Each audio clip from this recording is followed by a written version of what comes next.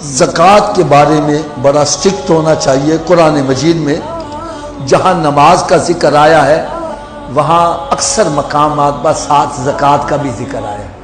تو بعض علماء کرام نے فرمایا اس بندے کی نماز قبول نہیں جو مال میں سے زکوٰۃ نہیں ادا کرتا۔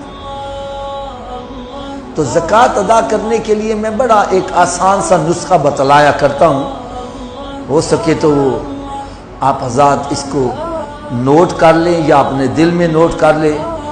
سب سے پہلی بات، سال میں ایک مہینہ مقرر کر لیں، کوئی سا بھی مہینہ، کیونکہ سال گزرنے پر زکوٰۃ فرض ہوتی ہے۔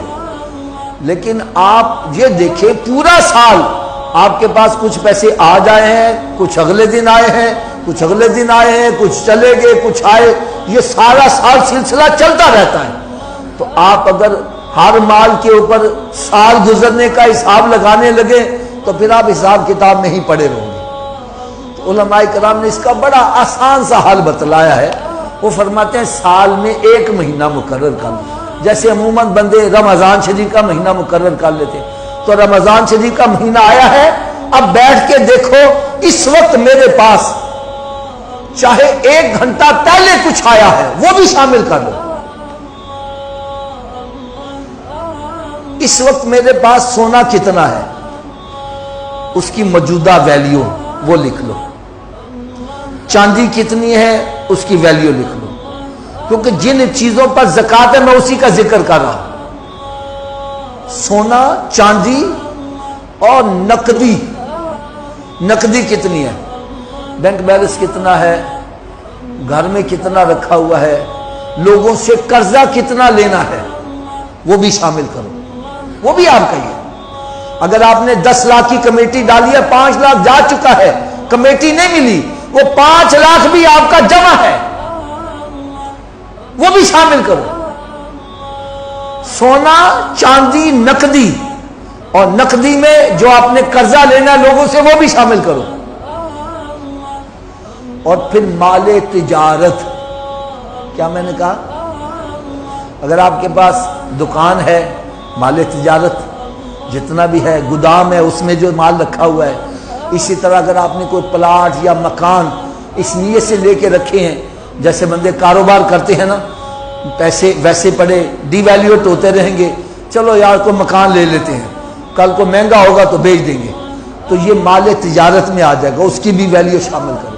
اور اگر آپ نے ویسے پلاٹ لے کے رکھا ہوا ہے کہ یار چل کل کو کوئی کام آ جائے گا، یا لے کے رینٹ پہ دے دیا، تو اس پہ زکوٰۃ نہیں ہے، وہ مال تجارت۔ وہ آپ سمجھتے ہیں کئی بندے انویسٹر ہوتے ہیں جن کا کام ہی ہوتا ہے یہ پلاٹ لے لو، یہ مکان لے لو، فلاں چیز لے لو، کل کو مہنگا ہوگا تو بیچ دیں گے، تو اس نیت سے جو مال لیا ہے اس کی بھی ویلیو نکال لو۔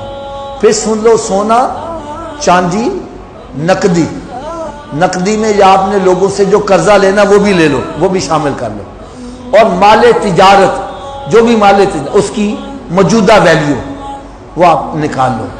ان سب کو جمع کر لو۔ کیا کرنا ہے؟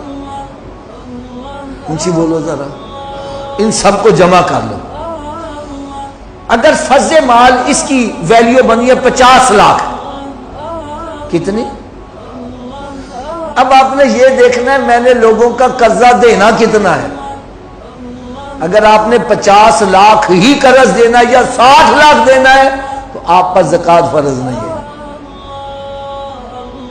اور اگر آپ نے 40 لاکھ لوگوں کا قرض، کیونکہ ہوتا پتہ کیا ہے، گودام کے اندر مال رکھا ہوا ہے لیکن ہوتا جناب لوگوں کا ہے، قرضہ لے کے رکھا ہوتا ہے، ادھار لے کے رکھا ہوا ہے۔ تو اسلام بڑا بہترین مذہب، سب سے بہترین مذہب ہے۔ وہ کہتا ہے کہ جو تم نے لوگوں کا قرضہ دینا ہے وہ مائنس کرو۔ اگر آپ نے 40 لاکھ لوگوں کا قرضہ دینا ہے وہ مائنس کرو، باقی کتنا رہ جائے گا؟ 10 لاکھ۔ تو 10 لاکھ کے اوپر زکوٰۃ ہے، 1 لاکھ کے اوپر 2500، تو 10 لاکھ کے اوپر 25,000 بن جائے گی۔ تو یہ زکوٰۃ اللہ تعالیٰ کے راستے میں خرچ کرنی ہے، اور کوشش یہ کرنی ہے سب سے افضل اپنے خاندان میں دیکھو جو مستحق ہے اس کو زکوٰۃ دیا جائے۔ اور خاندان میں کن کو نہیں دینی؟ جو تمہاری جائیداد کے وارث ہیں ان کو نہیں دینی. مثلا باپ بیٹی کو نہیں دے سکتا، بیٹے کو نہیں دے سکتا، باپ کو نہیں دے سکتا. ہاں بھائی کو آپ دے سکتے ہیں، بہن کو دے سکتے ہیں، اور اپنے جو آپ کے رشتہ دار ہیں ان کو آپ، جو آپ کی جائیداد کے حصے دار نہیں ہیں، اگر وہ مستحق ہے تو اس کو جائیداد میں سے حصہ دے دو. نہیں سمجھ لیں. بھائی بہن کو دے سکتا ہے. تو زکوٰۃ جو ہے اس کو کوشش کرو، جو اگر ایک بندے کی 20,000 روپیہ زکوٰۃ بنتی ہے، اگر وہ 19,000 بھی دیتا ہے تو زکوٰۃ قبول نہیں ہے. ایک بندے کے ذمے 10,000 روپیہ زکوٰۃ کا بنتا ہے، وہ 10 لاکھ روپیہ خیرات کر دے، خیرات قبول نہیں ہے. میری بات کا برا نہ منانا. آج آپ نے دیکھا ہوگا بڑے بڑے جناب وہ کیمرے مین بگا کے چیک دے دیتے ہیں، ہمارا تصویر آ جائے، وہ چیک دے دیتے ہیں، زکوٰۃ نہیں ادا کرتے. تو زکوٰۃ جس پر فرض ہے اس کو اپنے مال میں سے زکوٰۃ پوری ادا کرنی چاہیے. اگر آپ کی 10,000 زکوٰۃ بنتی ہے کوشش کرو زیادہ دے دو، جو زیادہ دو گے وہ خیرات میں آتی چلی جائے گی، کم نہیں ہونی چاہیے. اسی طرح صدقہ فطر، زکوٰۃ کے لیے تو میں نے چند مخصوص چیزیں بتلائی. سونا چاندی نقدی مال تجارت، اسی پر صرف زکوٰۃ ہے. آپ کے پاس 2 کروڑ روپے کا ہیرا پڑا ہوا اس پہ زکوٰۃ نہیں ہے. جو زکوٰۃ کے چیزیں آ گئی ہیں اسی کے اوپر زکوٰۃ ہے. لیکن صدقہ فطر اس کا نصاب اور ہے. آپ کے پاس سونا چاندی نقدی دیگر چیزیں مال تجارت نہیں ہے، لیکن اس کے علاوہ آپ کے پاس گھر میں ضروریات زندگی سے زائد سامان اتنا پڑا ہے کہ اس کی مالیت یوں سمجھے 60,000 بن جاتی ہے. تو آپ بھی صاحب حیثیت ہو، آپ پر صدقہ فطر بھی واجب آئے گا اور قربانی بھی واجب آئے گی. اب ضروریات زندگی سے زائد کیا چیزیں ہیں؟ بندے کے 2-3 سوٹ جو ہوتے ہیں وہ ضروریات زندگی کے مطابق ہوتے ہیں. اب اس سے زائد جو ہمارے ٹرنک بھرے ہوئے ہیں، ایک ایک سوٹ 50-50 ہزار روپے کا ہے، وہ ضروریات زندگی سے زائد ہے.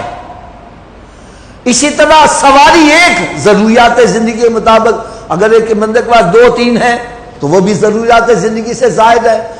برتن ضروریات زندگی کے مطابق 2-4 ہی ہوں گے، لیکن ہمارے گھروں میں سارے وہ جناب شوکیس بھرے پڑے ہوتے ہیں، وہ کئی سال گزر استعمال کی باری بھی نہیں آتی، وہ ضروریات زندگی سے زائد ہے.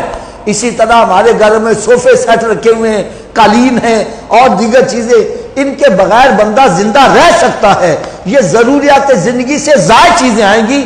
ان کی اگر مالیت 60,000 کے قریب بن جاتی ہے، کیونکہ 60,000 کا 52.5 تولے چاندی آپ خرید سکتے ہیں، تو ایسا بندہ صاحب حیثیت کہلاتا ہے.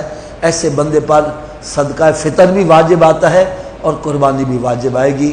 اللہ تعالیٰ مجھے اور آپ سب کو عمل کرنے کی توفیق عطا فرمائے. دین کی بات پھیلانا صدقہ جاریہ ہے. ثواب کی نیت سے ویڈیو کو شیئر ضرور کیجیے. جزاک اللہ.